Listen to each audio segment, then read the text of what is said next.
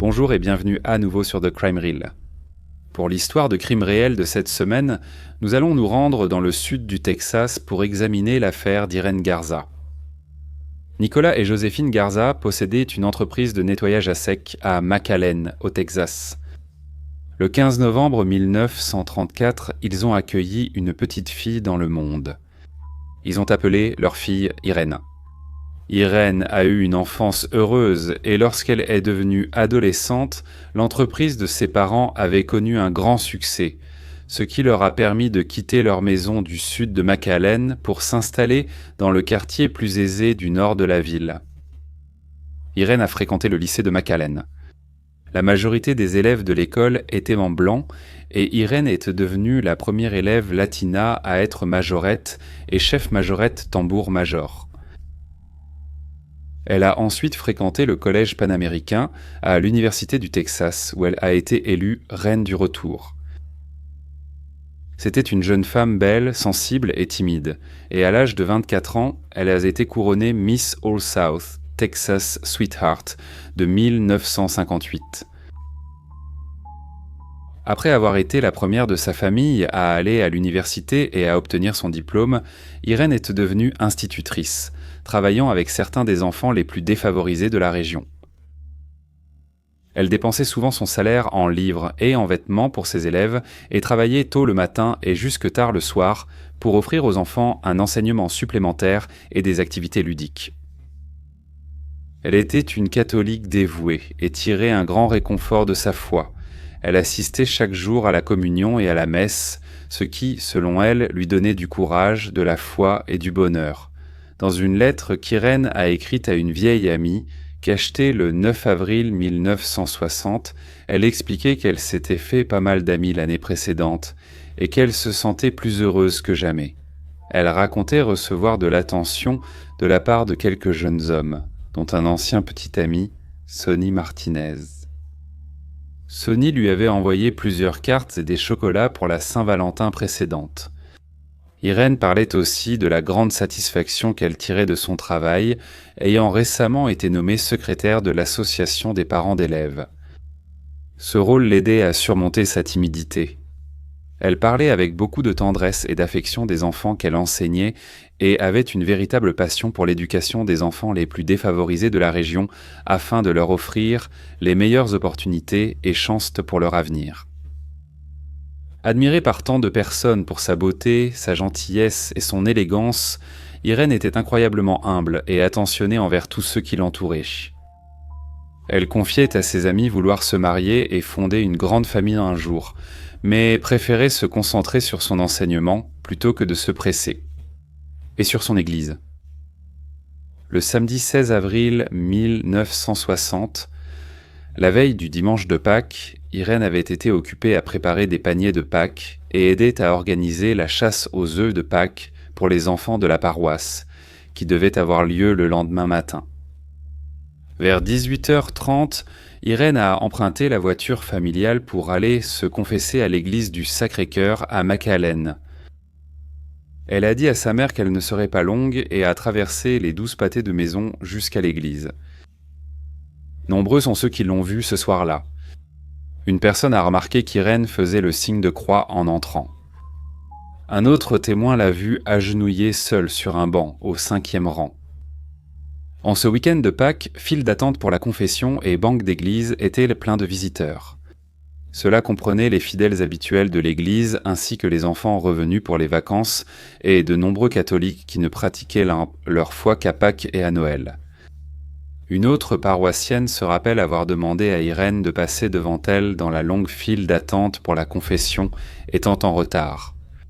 Inutile de dire qu'Irene a accepté avec plaisir. Plusieurs personnes se souviennent qu'Irene mettait un voile blanc sur sa tête en attendant la confession. Irene portait un chemisier lavande sans manches, une jupe plissée à fleurs et des chaussures beige. Elle portait également un sac à main noir en cuir verni. Personne ne se souvient avoir vu Irene quitter l'église. Irene appelait toujours ses parents si elle pensait rentrer après minuit, donc quand elle n'est pas rentrée ce samedi soir, ils ont d'abord pensé qu'elle était allée à la messe de minuit et avaient simplement oublié d'appeler. Cependant, lorsque Irène n'était toujours pas rentrée chez elle à 3 heures du matin le dimanche 17 avril, ses parents ont craint qu'il ne se soit passé quelque chose. Son père, Nicolas, s'est rendu à l'église et a trouvé sa voiture garée à quelques pâtés de maison. Il s'est ensuite rendu au poste de police de McAllen pour signaler la disparition de sa fille. Les policiers sont retournés avec Nicolas pour examiner la voiture. Lors de l'enquête, ils ont constaté que seule la porte passager était déverrouillée. À ce moment-là, la famille Sangarza était dépaniquée. Ils ont appelé des amis et des connaissances pour savoir si quelqu'un avait des informations sur l'endroit où leur fille pouvait se trouver. Plus tard dans la matinée du 17 avril 1960, la disparition d'Irène a été diffusée à toutes les agences de police voisines. Elle disait ce qui suit. Tenter de localiser, acte criminel craint.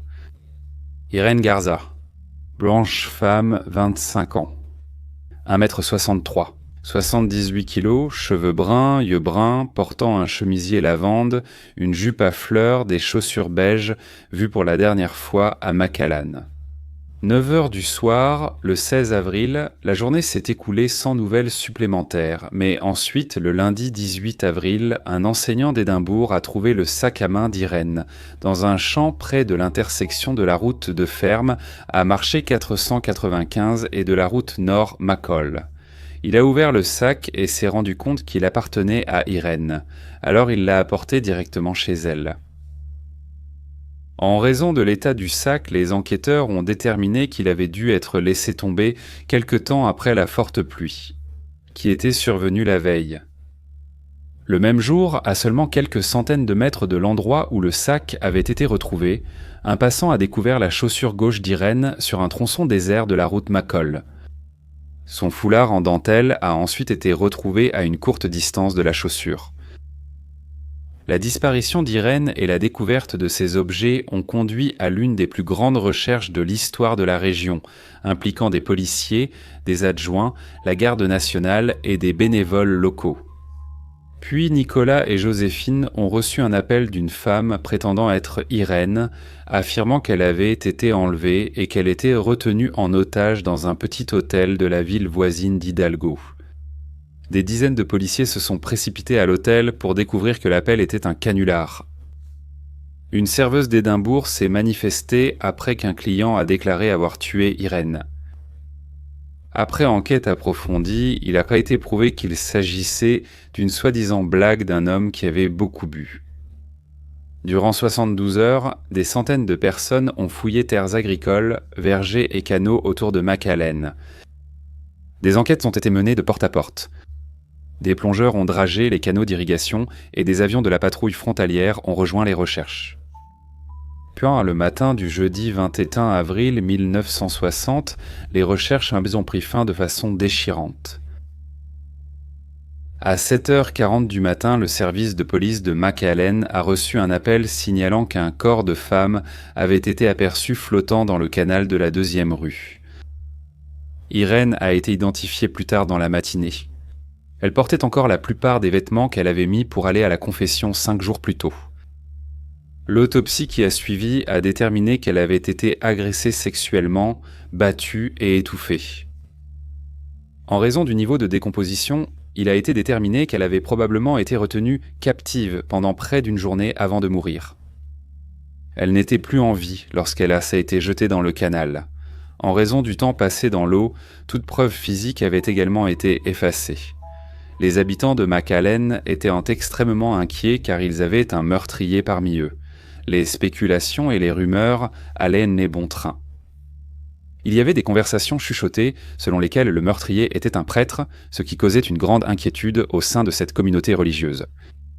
Les autorités ont interrogé plus de 500 personnes dans plusieurs villes du sud du Texas. Plusieurs examens au détecteur de mensonges ont été effectués et une récompense de 2500 $ a été offerte pour toute information menant à l'arrestation du meurtrier. Cette récompense, la plus élevée jamais proposée dans la région, a ensuite atteint 10 000 $. Malgré des efforts considérables, la police a trouvé très peu de preuves. Leur unique indice était une empreinte de chaussure boueuse sur la berge du canal de la 2e rue, à 4 pâtés de maison de l'endroit où Irène avait été retrouvée. Dans l'empreinte se trouvait une mèche de cheveux d'Irène. Ceux qui étaient impliqués dans l'affaire ont supposé que c'était à cet endroit que le meurtrier avait sorti le corps d'Irène d'une voiture, la jetant dans l'eau en contrebas. La police a également pu distinguer une faible empreinte qu'ils pensaient avoir été faite par le jupon d'Irène, ainsi que des traces de pneus sur les berges du canal. Les efforts de la police ont été entravés par les fortes pluies qui étaient tombées dans la région au cours des jours précédents. Malgré tous leurs efforts et la réalisation de moulages, la police n'a pu extraire que très peu d'informations de l'empreinte de chaussure. Ils ont conclu qu'il s'agissait très probablement d'une chaussure d'homme de taille comprise entre 8 et 11. Au cours des 6 jours suivants, le canal où Irène avait été retrouvée a été vidé. Le 27 avril, les enquêteurs de la police ont récupéré un visionneur Eastman Kodaslide vert clair de 35 mm.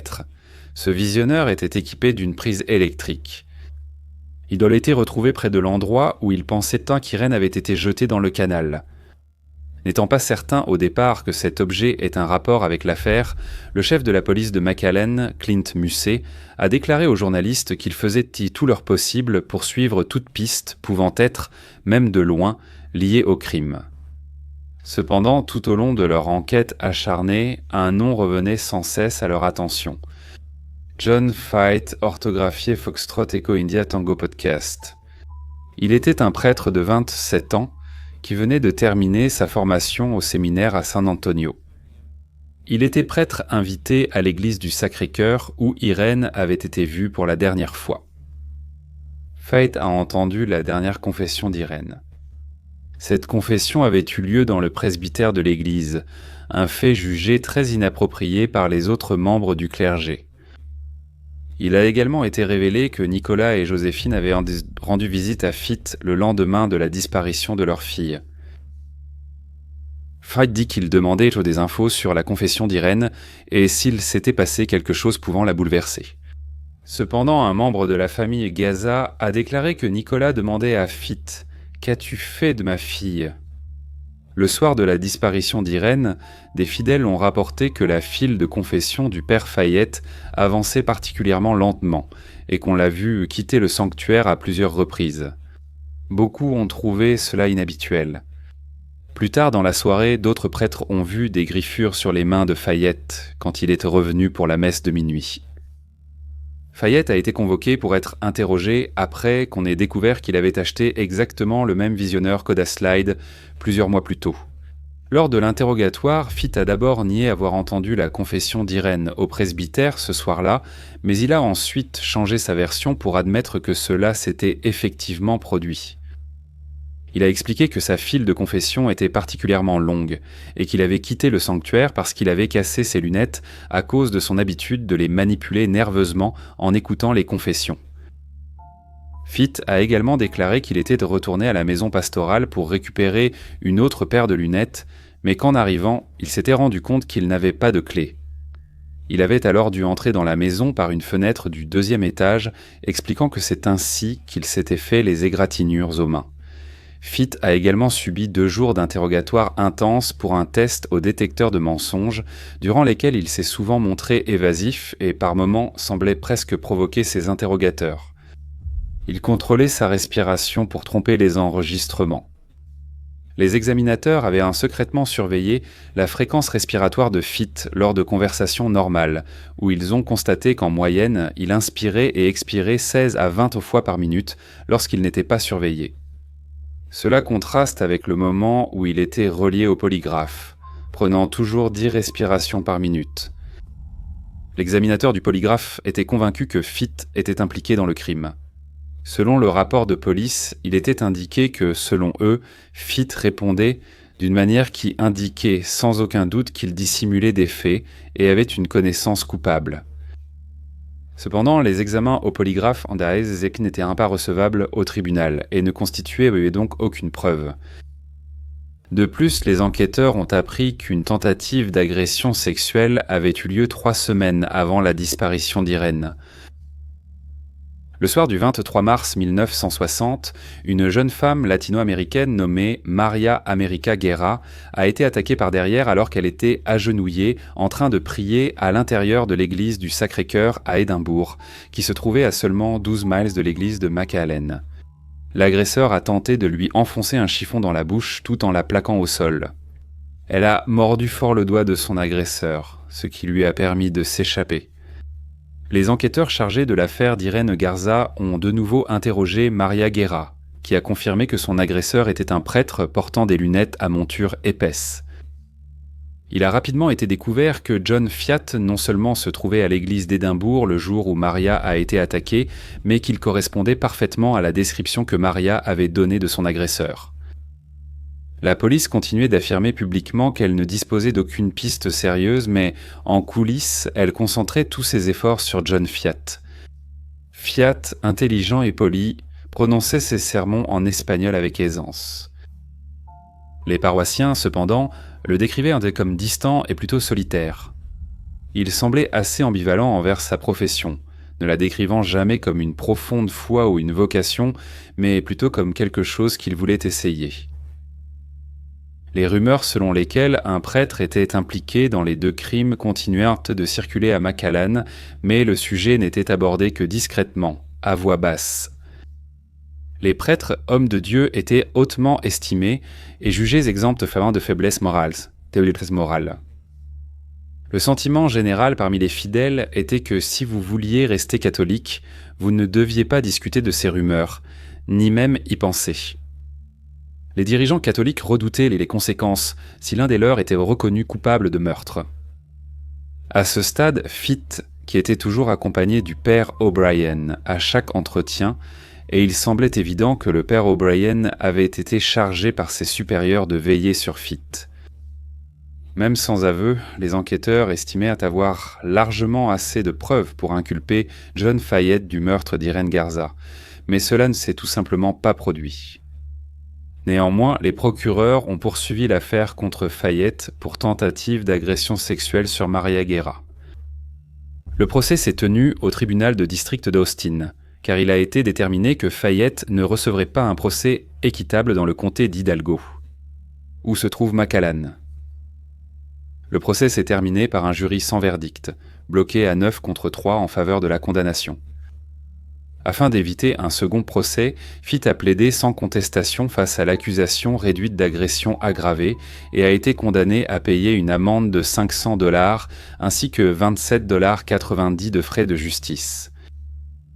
Beaucoup de gens à McAllen supposaient que Fitt avait accepté cet accord pour éviter d'autres embarras et une mauvaise publicité pour l'Église. Aucune accusation n'a été portée contre Fayette pour le meurtre d'Irene Garza. Progressivement, les forces de l'ordre sont passées à d'autres affaires et les journaux ont arrêté d'en parler. Dans le sud de la ville, où l'injustice était souvent considérée comme un fait accepté de la vie, les rumeurs persistaient encore quant à savoir si un accord avait été conclu pour faire disparaître ce scandale. Fayette fut envoyé dans un monastère, le père O'Brien assurant à la famille d'Irene que l'Église le punirait si elle découvrait une faute de sa part. On raconte que le père O'Brien aurait dit à Nicolas et Joséphine que la punition de l'Église était plus sévère que n'importe quelle peine pouvant être prononcée par les tribunaux. En 1963, Fayette a été envoyé à l'abbaye de l'Assomption, un monastère situé dans le Missouri. Il a été confié aux soins d'un moine nommé Dale Tachani, à qui l'on avait dit qu'il devait soutenir, encadrer et former Fayette pour qu'il devienne moine pendant son séjour. Fayette a avoué à Tachani qu'il avait blessé une jeune fille et en avait tué une autre. Dale Tachani a déclaré qu'il ne pensait pas que c'était à lui de juger Fayette et, par conséquent, cette confession n'a pas été signalée aux autorités. Une fois qu'il est devenu évident que Fayette ne deviendrait jamais moine, Tachani a reçu pour mission de s'assurer que Fayette ne représenterait pas un danger après avoir quitté le monastère. C'était un rôle pour lequel Tachani n'était absolument pas qualifié. John Fayette a ensuite été envoyé dans un centre de traitement pour prêtres en difficulté au Nouveau-Mexique, où il est devenu superviseur. En 1970, Fayette a quitté la prêtrise et a épousé une jeune femme nommée Marie, qu'il avait rencontrée dans une église à Albuquerque. Il a déménagé dans la région de Phoenix avec sa femme et ils sont rapidement devenus parents de 2 filles et aussi d'un fils. Pendant plusieurs années, il a travaillé comme vendeur d'assurance. Au début des années 1980, Fayet a commencé à faire du bénévolat dans des églises locales et a continué à mener une vie supposément normale avec sa femme et ses 3 enfants. Il a ensuite pris sa retraite au début des années 2000. En revanche, toute normalité dans la vie de Nicolas et Joséphine Garza avait été complètement détruite. Ils sont tous deux décédés dans les années 90 sans jamais voir quelqu'un poursuivi pour le meurtre de leur fille. Cependant, grâce à la détermination acharnée de Noémie Ponce-Sigler, une cousine d'Irène Garza, cette affaire était sur le point d'être relancée. Noémie a contacté Sonny Miller, un détective de la police de McAllen, qui a accepté de ressortir les anciens dossiers sur le meurtre d'Irène afin de voir s'il pouvait faire la lumière sur l'affaire. Il a vite réuni plus de preuves, mais frustrés, lui et Noémie ont constaté que le procureur refusait toujours d'engager des poursuites. Sonny Miller a aussi constaté qu'après le meurtre d'Irène, chacun avait perdu tout intérêt ou reçu l'ordre de ne plus s'en préoccuper. Quelque temps après l'enquête initiale dans les années 60, des chandeliers de l'église du Sacré-Cœur avaient été découverts près du canal où Irène avait été retrouvée.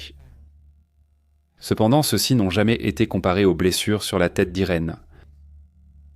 Noémie et Sonny Miller ont parlé à de nombreuses personnes impliquées ou au courant de l'enquête initiale, et il était clair qu'il y avait beaucoup de frustration qu'un homme que tout le monde considérait comme coupable ait été libéré. Il semble que, pour une raison inconnue, les autorités n'aient pas voulu qu'un prêtre soit jugé pour meurtre et agression sexuelle. En 2002, les Texas Rangers avaient créé une unité pour les affaires non résolues et le chef de la police de McCallum leur avait demandé de réexaminer l'affaire d'Irène, indépendamment de l'enquête de Noémie et Miller. L'espoir était qu'avec les avancées technologiques et les tests acides désoxyribonucléiques, cela leur permettrait d'obtenir une condamnation. Des tests acides désoxyribonucléiques ont été réalisés sur les vêtements d'Irène lors de son assassinat, mais leur séjour prolongé dans l'eau a empêché toute détection d'acide désoxyribonucléique. Encore une fois, il semblait que cette affaire classée ne serait jamais résolue. Pendant ce temps, Dal Tashney, le moine du Missouri, se sentait tiraillé par le fait d'être resté silencieux au sujet de l'aveu de Fayet pendant toutes ces années. Il décida que le moment était venu pour lui de se racheter. Tashney contacta George Sadler, un détective de la police de San Antonio, pour l'informer de l'aveu de Fayet. 40 ans plus tôt, lors d'un meurtre qui eut lieu à Pâques au début des années 60. Cependant, comme Fayet était arrivé au monastère depuis San Antonio, Tashney pensait que le meurtre avait eu lieu à San Antonio et non à McAllen. La lettre que Tashney avait envoyée à la police contenait tellement de détails que, si elle était vraie, il aurait été possible de les corroborer par des preuves matérielles. En raison de la confusion sur le lieu, le lien avec le meurtre d'Irène n'a pas été établi. Par pur hasard, un ranger du Texas en visite a vu la liste des affaires sur lesquelles travaillait George Sadler et a fait un commentaire sur une affaire similaire que son partenaire examinait dans le cadre de l'unité des affaires non résolues. Finalement, cela a permis une avancée dans l'affaire lorsqu'ils ont réalisé que les 2 affaires n'en faisaient qu'une. En 2002, le père O'Brien s'est également manifesté avec des informations supplémentaires. Il a finalement confirmé qu'il avait soupçonné Fayet du meurtre d'Irène au moment où cela s'est produit. Il a également déclaré à la police que Fayet lui avait avoué à l'été 1960 qu'il avait tué Irène. Avec cette nouvelle preuve, on pensait enfin avoir assez d'éléments pour poursuivre Fayet pour le meurtre d'Irène Garza. Cependant, une fois de plus, cela n'allait pas se produire. Le procureur du comté d'Hidalgo, René Guerra, estimait que l'affaire était impossible à juger. Il a contesté les détails de la confession de Fayet rapportée par Tashney et s'est aussi interrogé sur une possible transmission d'informations de l'affaire aux enquêteurs par Tashney. De plus, le procureur a mis en doute la crédibilité de la version des faits du père O'Brien, car à ce stade, il souffrait d'une forme de démence. Finalement, En mars 2004, après la pression de la famille d'Irène et des mois de mauvaise publicité, René Guéra a accepté à contre-cœur de présenter l'affaire devant le grand jury. Il a nommé 2 procureurs pour s'occuper de l'affaire, mais dès le début, quelque chose n'allait pas dans la façon dont elle était menée. Fayet n'a jamais été assigné à comparaître. Les 2 principaux témoins, Dale Tashney et le père O'Brien, n'ont pas été convoqués non plus. Les membres du grand jury ont seulement reçu des enregistrements audio et des transcriptions. En juin 2004, le grand jury a décidé de ne pas inculper John Fite pour le meurtre d'Irène Garza. Une autre décennie s'est écoulée sans aucune justice pour Irène, permettant à Fite de profiter d'au moins 10 années supplémentaires de liberté. Cela a commencé à changer en 2014. Rick Rodriguez a mené campagne pour remplacer Wera en tant que prochain procureur du district, promettant de réexaminer l'affaire d'Irène une fois élu. Néanmoins, le temps pressait. Le père O'Brien était décédé en 2005 à l'âge de 77 ans et le dernier témoin restant, Dale Tashney, avait à ce moment-là 87 ans. John Fiat avait désormais plus de 80 ans. Il était un grand-père à la retraite vivant à Scottsdale, en Arizona, où il faisait du bénévolat dans une banque alimentaire.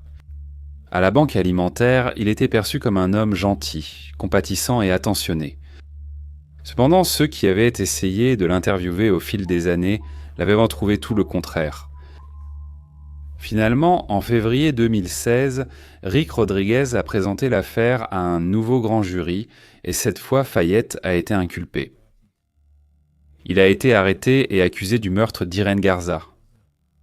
Fayette est arrivé en salle d'audience avec un déambulateur et a plaidé non coupable.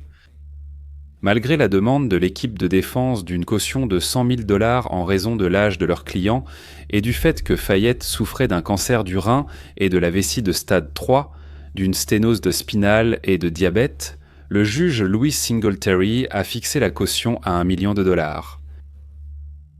Après une série de retards, le procès a finalement commencé en novembre 2017. Aucun membre de la famille Fayette n'était au tribunal. Le 7 décembre 2017, le jury a délibéré pendant 6 heures avant de rendre son verdict.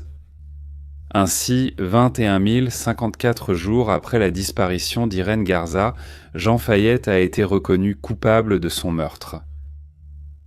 Il n'a montré aucune émotion lors du verdict, retirant son appareil auditif dans ce qui a semblé être un ultime acte de défi.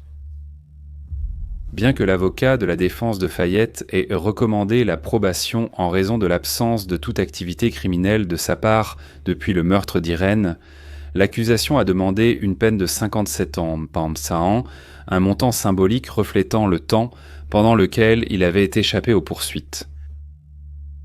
Le 8 décembre 2017, à l'âge de 85 ans, il a été condamné à la prison à vie et incarcéré à l'unité WJ Estelle, près de Huntsville, au Texas. Dale Tashney est décédé en janvier 2020, puis un mois plus tard, le 12 février 2020, John Fiat a été retrouvé inconscient dans sa cellule et déclaré mort à l'hôpital.